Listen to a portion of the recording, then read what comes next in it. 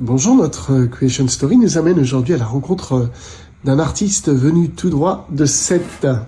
Vous exposez en ce moment dans une exposition permanente à la galerie Mayline Bruniquel, à Sète donc. Vous êtes passé par les Beaux-Arts à Angers, à Tours. Ça ne s'invente pas. Vous habitiez rue Gutenberg, atelier à côté de l'atelier Typo. On y reviendra parce que c'est quelque chose qui vous parle.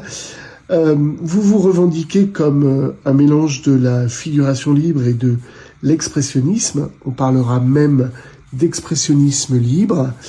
Voilà, vous avez été formé par les très grands. On va y revenir parce que vous avez croisé le chemin de grands noms, dont notamment Monsieur Gérard Fromanger. Bonjour, Boris Joanneau. Bonjour, monsieur Iconicone. Alors, on commence par Gérard Fromanger, peut-être ? Si tu veux. Allez, allons-y. Alors, comment cette rencontre se fera ? Eh bien, écoute, j'étais étudiant et je faisais mon mémoire sur l'affichage des Beaux-Arts et Art déco de mai 68. Et il s'est trouvé que Gérard, du coup, réalisait l'affiche du festival Apart, qui est un festival international d'art contemporain qui est organisé par Leila Voigt. Et donc, je me suis rendu là-bas pour l'interviewer pour mon mémoire, puisque à l'époque, en fait, c'était avant le soixantenaire, et du coup, il n'y avait pas tant de documents que ça sur ce qui s'était, la façon dont ça s'était organisé, produit, la façon dont les étudiants et les artistes avaient bossé ensemble, et sur quelle thématique et le comment du pourquoi. Et donc, moi-même, je faisais de l'affichage à l'époque que j'allais coller dans les rues, des affiches politiques, un peu anti-facho et anti-capitalo. Et ce qui fait que, du coup, je me suis rendu là-bas avec une partie de ma production, en fait, tout simplement. Et puis Gérard, du coup, j'étais un peu pétrifié de timidité avant d'aller... J'imagine. En fait, il dédicaçait l'affiche chaque année. Et donc, avant d'aller demander mes dédicaces, j'étais un peu pétrifié quand même. Mais bon, il m'a super bien accueilli. Et puis, je lui ai montré mes affiches. Il m'a dit, tiens, c'est bien ce que tu fais. Est-ce que tu viens à Paris de temps en temps ? Je lui ai dit, bah oui, quand même, assez régulièrement. Et puis, il m'a fait un petit dessin sur une carte. Il m'a filé son 06, son adresse. Il m'a dit, quand tu viens, tu m'appelles. Et c'est comme ça que ça a pas mal commencé entre nous, quoi. Et ensuite, c'est vrai qu'il m'a beaucoup guidé au niveau de la peinture, et puis même humainement, en fait. C'était un puits de science, c'était un immense érudit, mais aussi, bien entendu, un immense artiste, mais aussi un immense être humain, avant tout. Je crois que c'est pour ça que ça a bien pris. Voilà, un peu l'histoire, pour tout la faire un peu courte, parce que sinon j'aurais plein de trucs à te raconter. Alors, on pourrait parler aussi de Gérard Paris-Clavel. Gérard Paris-Clavel, ouais, tout à fait. Alors Fromanger, c'était le cofondateur de l'atelier populaire des Beaux-Arts, et Gérard Paris-Clavel, lui, c'était, pareil, mais aux Arts déco. Et donc, je me suis déplacé pour, en fait, pareil, je suis allé le voir, on s'est rencontrés, on a bien accroché.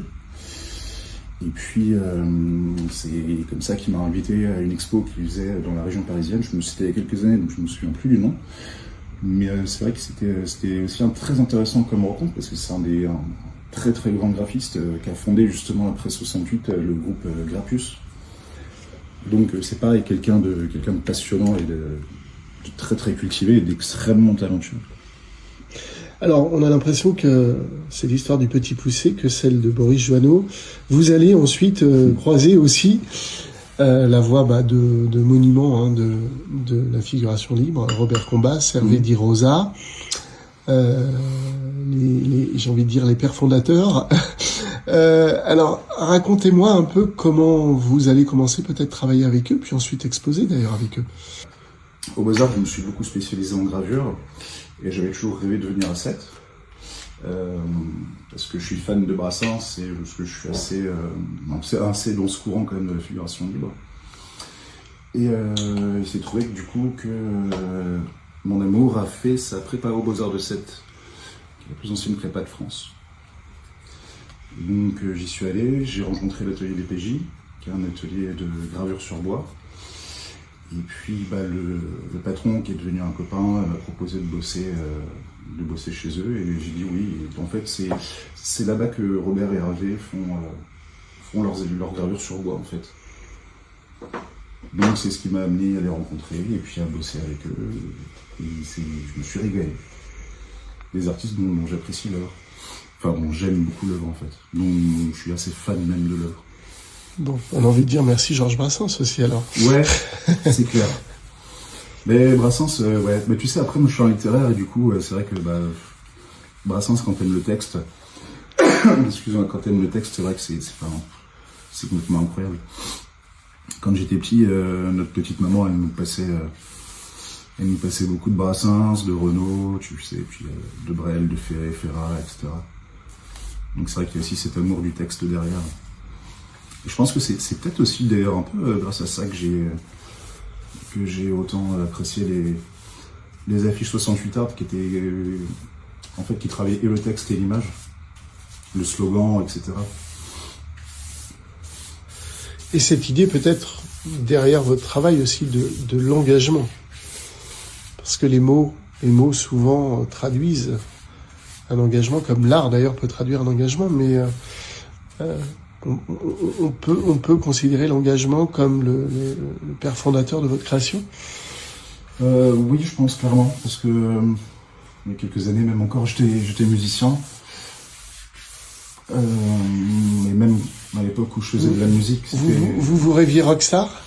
Ouais, c'est un peu ça, ouais. Comme Robert. Ouais, c'est ça. Et non, mais exactement. C'est ça. Et il est super, son groupe d'ailleurs, les Sans Pattes, j'adore. Les Sans Pattes. Ouais, j'ai eu la chance On vous recommande Tapo. Ouais, non, ça déchire. Franchement, j'adore, ils font de la putain de zik, quoi.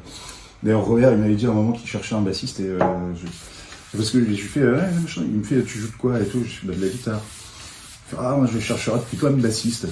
Du coup, j'ai dit, mais tu sais, je joue de la guitare, donc de la basse, je sais en jouer aussi, quoi.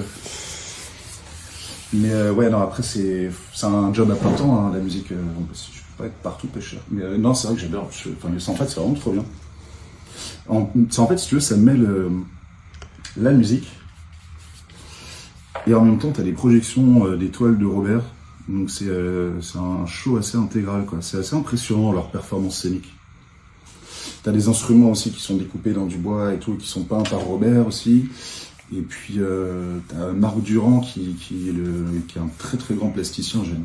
J'adore son boulot. Et en plus il est super sympa, donc c'est trop cool. Et Marc Durand du coup qui est son guitariste aussi. Un très très bon peintre. Et un super copain. Très bien. Alors après cette parenthèse combat, c'est Hervé aussi, Hervé Di Rosa, vous avez travaillé aussi avec lui. Un petit peu, on a fait une petite gravure, mais après je le croise quand même régulièrement, il n'y a pas très longtemps, là, quand j'étais en train justement d'imprimer de mes gravures à l'atelier des PJ. C'est toujours quelqu'un une personne avec laquelle c'est super agréable d'échanger, il y a toujours le sourire, il est toujours bienveillant. Donc ouais, c'est aussi une source d'inspiration, puis j'aime beaucoup sa peinture aussi. Et il vient aussi de ce monde qui est de la bande dessinée, comme ça. Je crois qu'à la base, il voulait faire de la bande dessinée, d'ailleurs, il me semble. Et je crois que c'est Robert qui l'a dit de faire de la peinture. Mais ça, je peux me tromper après, parce qu'il y a plein de oui dire et quand dire a-t-on, tu sais. Très bien, très bien, très bien. Alors, j'aimerais revenir à votre peinture, l'expressionnisme libre, et peut-être l'importance toute particulière de votre muse. Vous nous parliez de votre muse en prépa à 7. À Montpellier, non, vous aviez dit 7 Montpellier, je sais pas. À 7, à la prépa de 7. Ouais. À la prépa de 7. Alors racontez-nous un petit peu quel rôle cette muse occupe dans votre création. Bah écoute, du coup j'étais allé au festival Apart, comme je te racontais, et en fait donc j'y allais pour découvrir Fromager pour mon mémoire. Donc j'ai rencontré Gérard, et puis j'ai rencontré Claire. Et du coup, si tu veux... Elle-même artiste. Elle-même artiste, oui, tout à fait. Qui finit...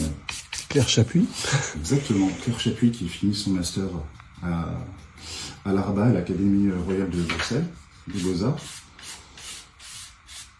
Et Et du coup, effectivement, c'est vrai que je mets sur à peu près 90% de mon travail, généralement c'est elle.